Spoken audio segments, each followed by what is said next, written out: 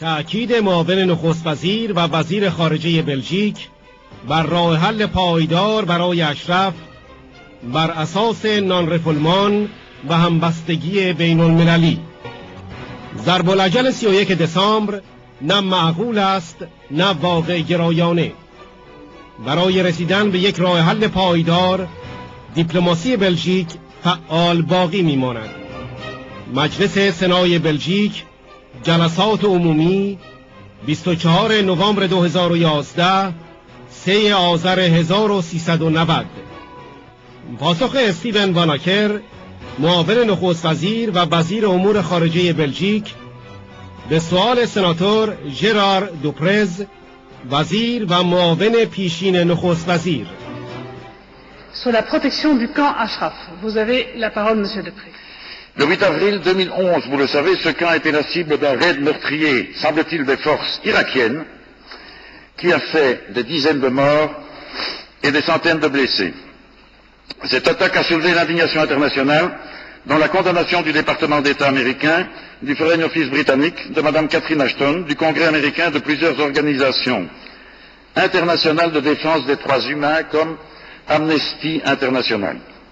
En réponse à cette indignation, semble-t-il, le Premier ministre irakien a décidé de fermer le camp Ashraf avant la fin de l'année 2011.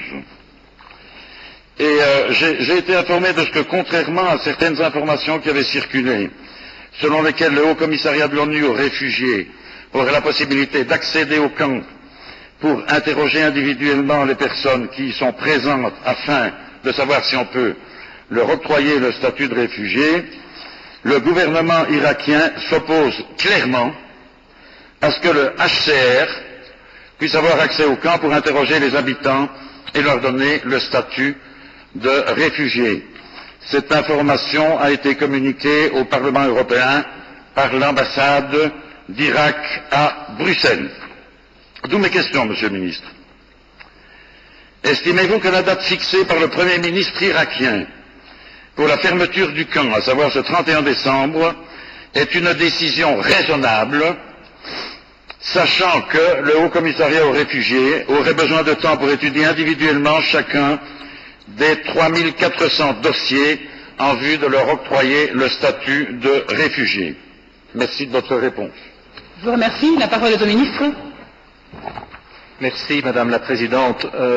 J'ai déjà répondu en séance plénière du 10 novembre, donc il y a 15 jours au Sénat, ainsi qu'en commission de la Chambre du 8 novembre à plusieurs questions relatives au camp Ashraf. Et donc vous serez d'accord avec moi que je ne répète pas toutes les informations déjà échangées à ces deux occasions, ni que j'essaye de réitérer pour probablement une énième fois cette conviction que la diplomatie belge a concernant le sérieux de la situation, les soucis que nous avons et l'engagement que nous souhaitons prendre afin de promouvoir une solution durable. Donc je vais me limiter à une réponse à vos 4 questions précises. Premièrement, oui, je crois que la date du 31 décembre 2011 ne me semble pas raisonnable ni réaliste pour finaliser tout le travail encore nécessaire. J'ai eu l'occasion de spécifier cela aussi à l'occasion des discussions en séance de la commission de la Chambre. Oui, la diplomatie belge est active dans le dossier, comme d'ailleurs j'ai la conviction, comme le prouve la nomination de Jean de Ruyt en tant qu'envoyé spécial de Cathy Ashton. Je considère que ce n'est pas un hasard qu'un Belge a été demandé d'assumer ce travail. Et je referai encore le point avec mes collègues européens lors du Conseil des affaires étrangères du 1er décembre prochain, où le dossier sera à nouveau évoqué.